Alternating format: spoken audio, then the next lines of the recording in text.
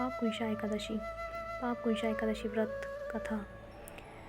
अर्जुन कहने लगे, हे जगदीश्वर, मैंने अश्विन कृष्ण एकादशी अर्थात इंद्र एकादशी का सविस्तार वर्णन सुना। अब आप कृपा करके मुझे अश्विन और माह के शुक्ल पक्ष की एकादशी के विषय में बतलाइए।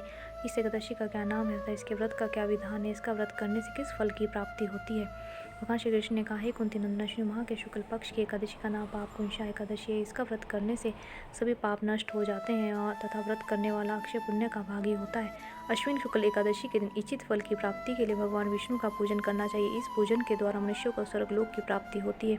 हे अर्जुन, जो मनुष्य कठिन तपस्याओं के द्वारा फल की प्राप्ति करते हैं, वह फल इस एकादशी के दिन क्षीरसागर में शेषनाग पर शयन करने वाले भगवान विष्णु को नमस्कार कर देने से मिल जाता है और मनुष्य को यम के दुख नहीं भोगने पड़ते।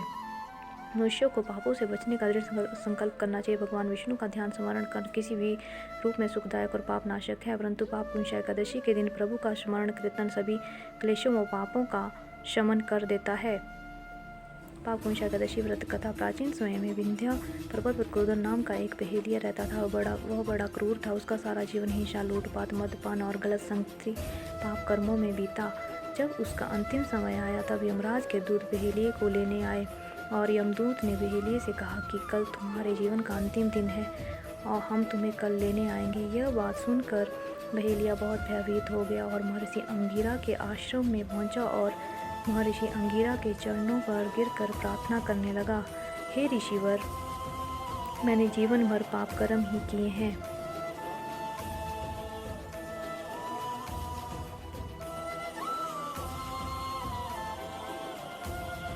कृपा कर मुझे ऐसा कोई उपाय बताएं जिससे मेरे सारे पाप मिट जाएं और मोक्ष की प्राप्ति हो जाए।